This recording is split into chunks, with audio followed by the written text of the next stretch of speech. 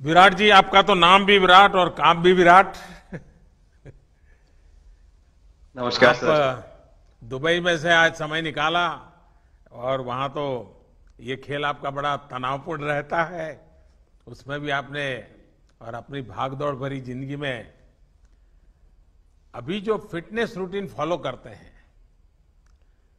मैं जरूर चाहूंगा, देश भी जानना चाहेगा, क्योंकि नौजवान आपको आपकी हर गतिविधि को देखता है, ये आपको कैसे मदद करता है। पहली बात तो बहुत बहुत धन्यवाद सर यहाँ पे हम सबको बुलाने के लिए। एक सब लोगों ने फिट इंडिया मूवमेंट के बारे में बात करी और इसके फायदे इसके लाभ हमको रोज अपनी डेली लाइफ में किसी ना किसी तरीके से दिखते हैं। सबने अपने एक्सपीरियंसेस बताए।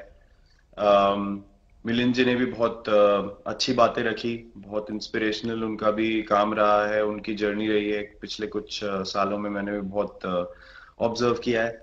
और मेरे खुद के एक्सपीरियंस में सर एक ट्रांजिशन एक्सपीरियंस करने को मिला मुझे कि जिस जिस पीढ़ी में हम खेलना शुरू हुए और जो उस समय खेल की हमारी डिमांड्स थी, वो बहुत तेजी से बदली एक समय के बाद। और मुझे ये एक्सपीरियंस हुआ कि जो एक हमारा सिस्टम बन चुका था, हमारा एक रूटीन बन चुका था, वो हमारे खेल के डिमांड्स के लिए सही नहीं था और उसे बदलना जरूरी था। क्योंकि हमारा खेल बहुत तेजी से आगे बढ़ रहा था और मुझे ऐसा महसूस हुआ कि हम कुछ फिटनेस के पॉइंट ऑफ व्यू से पीछे छूट जा रहे थे। हमारी स्किल में कभी कोई प्रॉब्लम नहीं थी। तो एक स्वामी जी ने भी बात रखी, आपने भी बात करी, मिलिंद जी ने भी पहले बताया। एक जो सेल्फ रियलाइजेशन की बात है कि आपको खुद से रियलाइज हो कि मुझे क्या बदलना है अपने अंदर। तो मुझे वो एक समय पे खुद भी एक्सपीरियंस हुआ कि नहीं, फिटनेस जो है वो प्रायोरिटी होनी चाहिए। और अगर मैं आपको ऑनेस्टली बताऊं तो पहले खेल को अच्छा करने के लिए फिटनेस मैंने शुरू करी, लेकिन आज अगर प्रैक्टिस मिस भी हो जाए तो मुझे इतना खराब नहीं लगता। लेकिन अगर फिटनेस सेशन मेरा मिस हो जाए या एक्टिविटी मिस हो जाए तो मुझे ज्यादा खराब लगता है।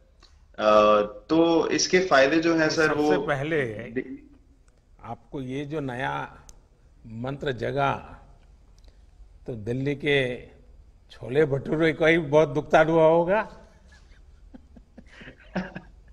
बहुत ज्यादा सर। मतलब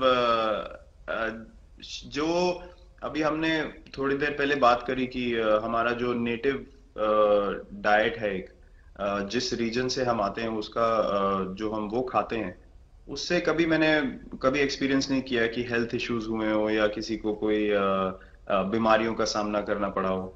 मेरी खुद के एक्सपीरियंस में मेरी नानी, मैंने बहुत समय तक देखा, इतनी ज्यादा उम्र में भी उनकी हेल्थ हमेशा ठीक रही। हमेशा उन्होंने घर का सिंपल खाना खाया। तो मैं जब पला बड़ा तो शहरी खाना, मतलब बहुत ज्यादा बाहर का खाना होता था। खेलने कूदने जाते थे तो आते जाते बहुत सारी चीजें ऐसी खा ली कि जो हेल्थ पॉइंट ऑफ व्यू से अच्छी नहीं है। तो डाइट का भी एक बहुत बड़ा कंट्रीब्यूशन था, जो डिसिप्लिन नहीं था। तो वो फिटनेस, फिजिकल फिटनेस और डाइट दोनों चेंज करना पड़ा सर। उसकी वजह से ही चेंजेस आने शुरू हुए। और मैं इस चीज से इसलिए रिलेट कर पाता हूँ क्योंकि जैसे हमारे खेल में चेंजेस आए, आज की लाइफ की भी डिमांड्स बहुत ज्यादा हो गई हैं, बहुत हेक्टिक हो गई है लाइफ।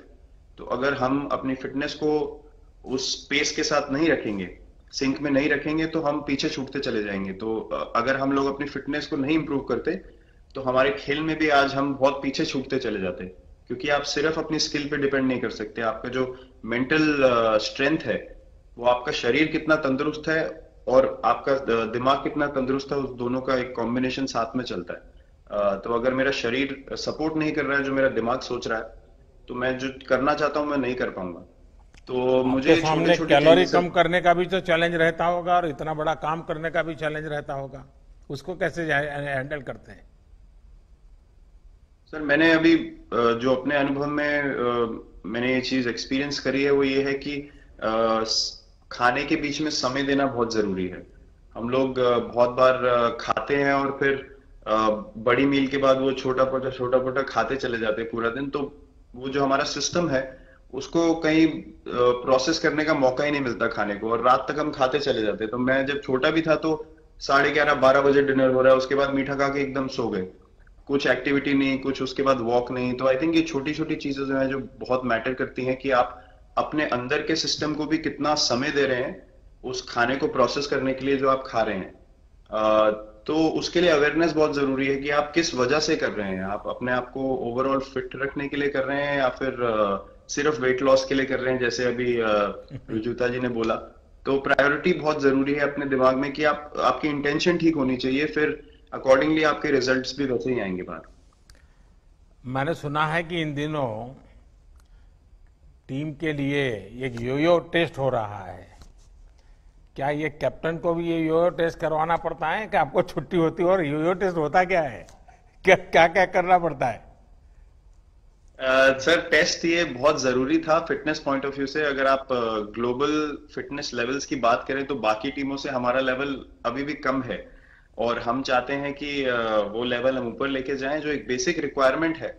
आज की डेट में हम लोग फोकस करते हैं कि जैसे T20 मैच हो गया या वनडे मैच हो गया, वो एक दिन में खत्म हो जाता है।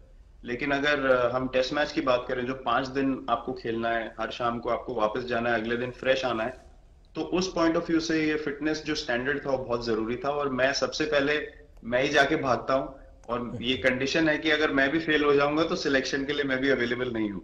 तो आई थिंक ये सिस्टम और ये कल्चर सेट करना बहुत जरूरी होता है। और उससे क्या होता है सर, ओवरऑल एक जो फिटनेस लेवल है टीम का बढ़ेगा। जैसे टेस्ट क्रिकेट में हमारा बहुत बार होता है कि आप थके हुए हैं, तीसरे दिन आके आपको, जैसे हमारे फास्ट बॉलर्स हैं आज की डेट में, वो दुनिया में सबसे ऊपर है, तो उनको अगर दूसरे तीसरे चौथे दिन आके वो एफर्ट डालना है फील्ड पे, तो वो डाल सकते हैं। पहले क्या होता था, स्किल हमारे पास हमेशा से रही है, लेकिन शायद जो मैंने आपको बोला वो ट्रांजिशन मैंने जो एक्सपीरियंस किया, हम लोग वो जरूरी समय जो आता है जहाँ पे शरीर थक जाता है और टीम को आपकी जरूरत है, वहां पे परफॉर्मेंस जो है हमारी डिप हो जाती थी और दूसरी टीम जीत जाती थी।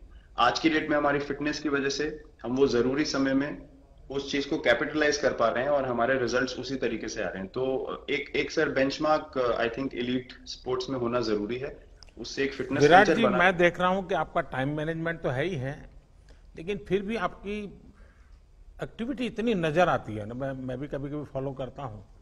कभी थकान नहीं लगती क्या आपको? सर, थकान, अगर मैं ऑनेस्टली आपको बोलूं, थकान हर किसी को होती है। अगर आप फिजिकल एफर्ट करेंगे तो थकान होगी, लेकिन अगर आपका लाइफस्टाइल अच्छा है, अगर आप खा अच्छा रहे हैं, अगर आप फिटनेस रेगुलरली कर रहे हैं, आपकी रिकवरी अच्छी है, तो आपकी स्लीप अच्छी है, स्लीप पैटर्न्स अच्छे हैं, तो आपकी रिकवरी तेज होगी। तो अगर मैं थक रहा हूं और 1 मिनट में मैं दोबारा रेडी हो जा रहा हूं, तो वो मेरा प्लस पॉइंट है। तो आई थिंक वो मैंने एक चीज एक्सपीरियंस करी जो बहुत जरूरी हो जाती है। आपका ओवरऑल लाइफस्टाइल कैसा है उसके ऊपर बहुत डिपेंड करता है। विराट जी, बहुत अच्छा लगा मुझे। और मैं आपको, अनुष्का जी को और आपके दोनों के परिवार को निकट भविष्य की शुभ घड़ी के लिए बहुत बहुत शुभकामनाएं देता हूं। धन्यवाद sir, thank you so much. Subscribe us and press the bell icon for more interesting updates.